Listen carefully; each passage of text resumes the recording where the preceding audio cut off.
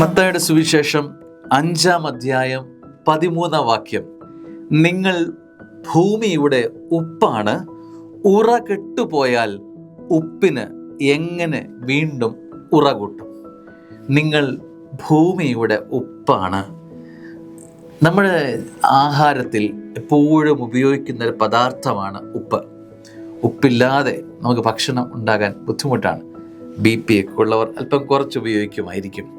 സ്നേഹമുള്ളവരെ, ഈ ഉപ്പ് അതിൻ്റെ ഗുണങ്ങൾ ഒരുപാടുണ്ട്. നമുക്കറിയാം, സ്വാദ് നൽകുന്നു, ആഹാരം കേടുകൂടാതെ സൂക്ഷിക്കുന്നു, പല പല പല കാര്യങ്ങൾ നിങ്ങൾക്കതറിയാം. സ്നേഹമുള്ളവരെ, നിങ്ങൾ ഇതുപോലെയാണ്. നിങ്ങൾ ഭൂമിയുടെ ഉപ്പാണ്. എത്രമാത്രം നമ്മുടെ ജീവിതത്തിൻ്റെ ആവശ്യ ഘടകമായി ഉപ്പ് നിൽക്കുന്നുവോ അതുപോലെ തന്നെ ഭൂമിയുടെ അനിവാര്യമായ പദാർത്ഥമാണ് നീ. You are not unwanted.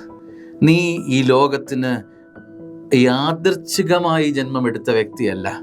നീ ഒരു അനിവാര്യമായ ഘടകം തന്നെയാണ് എന്നത് ഓർക്കണം. അറിയാതെ പിറന്ന വ്യക്തിയുടെ പേരല്ല നിൻ്റേത്, മറിച്ച് സ്വർഗത്തിന് നിന്നെ ആവശ്യമാണ്. ഈ ഭൂമിക്ക് കളർ കൊടുക്കാൻ, നിറം കൊടുക്കാൻ, നിൻ്റെ കുടുംബത്തിന് നന്മ പകരാൻ, നിൻ്റെ ജീവിതത്തിന് സൗന്ദര്യം പകരാൻ, നിന്നെ ചുറ്റുമുള്ള നിൻ്റെ ഇടപെടുന്ന നിൻ്റെ സമൂഹത്തിന് നന്മ പകരാൻ നീ ആവശ്യമാണെന്ന്, നീ അനിവാര്യമാണെന്ന്, യു ആർ വാണ്ടഡ് എന്ന് സ്വർഗം കണ്ടു. അതുകൊണ്ട് യു ആർ പ്രഷ്യസ് മകനെ, മകളെ, നീ പ്രധാനപ്പെട്ട വ്യക്തിയാണ്.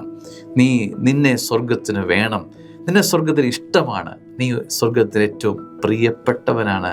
അതുകൊണ്ട് നശിച്ച ഒരു ജന്മമല്ല നീ, പിന്നെയോ സ്വർഗഹിതത്തിന് ഏറ്റവും പ്രിയപ്പെട്ട ജന്മത്തിൻ്റെ പേരാണ് എൻ്റെയും നിൻ്റേതെന്നും ആവർത്തിക്കാമെങ്കിൽ ഓർക്കാം നീ എത്രമാത്രം സ്വർഗത്താൽ സ്നേഹിക്കപ്പെട്ടവനാണെന്ന്.